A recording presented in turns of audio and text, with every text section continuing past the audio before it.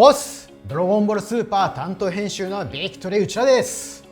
はい、SH フィギュアーツドラゴンボールシリーズ企画担当のモットー岡本です。はい、今回はこちらのね SH フィギュアーツとんでもない商品を受注中ということなので岡本さんに来てもらったんですが、はい、とんでもないです本当にはい、今回はプレミアムバンダイ内の魂ウェブ商店にて、絶賛受注しております SH フィギュアーツ最長炉の方をお持ちしております。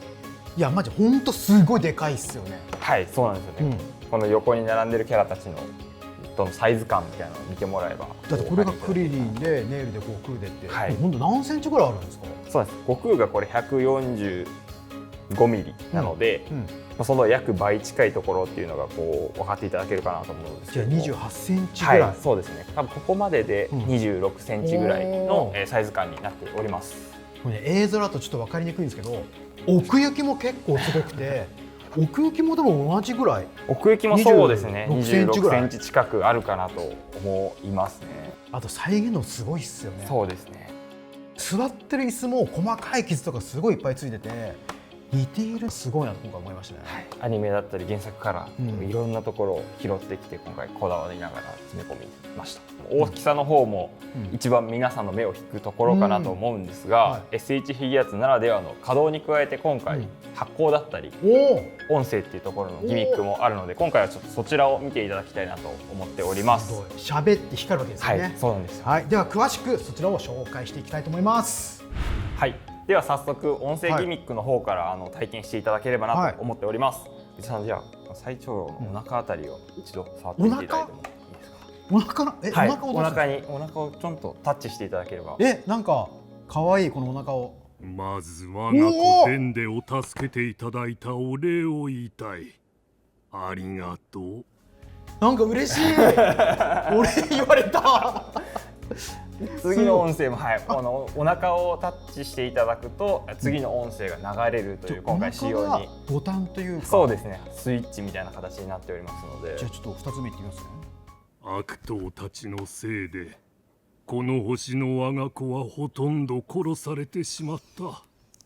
無念です。結構ちゃんと喋るんですね。そうなんですね。今回この音声の方新録させていただいておりまして、このためだけに、はい、この商品だけのために新録させていただいておりまして、音声の方が30種類ぐらい、30種類以上ですね入っているという状況になってます。だって登場シーンちょっとそんな多くないじゃないですか。ほぼじゃないですか。ほぼ多分音声網羅してるんじゃないかなと思っています。じゃあちょっとほぼ完璧な最長老、はい、これ1個買っていただければもうフィギュアの見た目と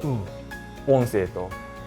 遊びも全部楽しんでいただけるようになってると思ってます。めちゃくちゃいいっすね。ただ今回先ほどもちょっとお伝えしたように喋る以外の発光というギミックも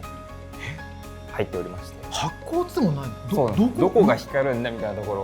を、もしかしたらあの信者ねみたいな思われてる方もいらっしゃるかもしれないですけど、ちょっとそれを再現できるように今回ギミック仕込んでおりますので、何それめっちゃ楽しみこ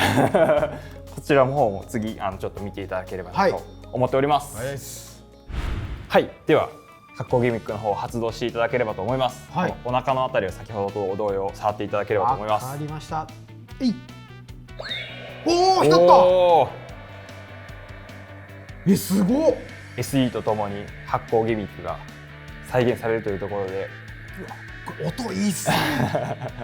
あとこのなんかたっぷりしたこのボリューム。そうですね、時間も長いしいろんなキャラで遊んでいただけたらと思います。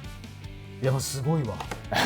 最長老といえばあのシーンがね、そうですね、再現できいいっすね。はい、はい、で先ほど、いきなり光る施策を見ていただいたんですけれども、じゃあどうやって光るんだみたいなところ皆さんお気になってるかなと思っているんですが、今回そのさっきお伝えしたようにお腹にスイッチがあるというところと、もう一つこの手首の中にスイッチがある状態に、なっています。なのでこの手首を持ちながらちょっと長押ししていただくと、今のように最長老が咳き込むので音声が、そうなるとその手首の発光モードみたいなところに移行しております。で先ほど同様お腹をタッチしていただくと、今回はご飯の潜在能力解放のシーンになっております。これはすごい。でもう一回タッチしていただくと、凄まじい潜在能力をお持ちですね。あなたは地球人では。で最後にクリリンの時と同様発光するという。はい。すげえ。今のいいっすね。なんか悟空とかベジータとかやりたいですね。ギュッとやっていただければと思ってます。はい。はい。で実は今回その光るモード今クリリンの潜在能力を読み取るシーン、潜在能力を解放するシーンと、ご飯の潜在能力を解放するシーン、見ていただいたんですけども、発光はないんですが実はこのモードにもう一つ誰かの頭に手を掲げるシーンといえばみたいなところで、クリリンの記憶を読み解くシーン。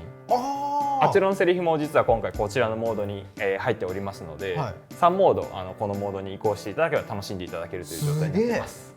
で本当もう最長老が登場しているシーンほぼ全て網羅していると言っても本当に過言じゃないと思ってます。すごいな。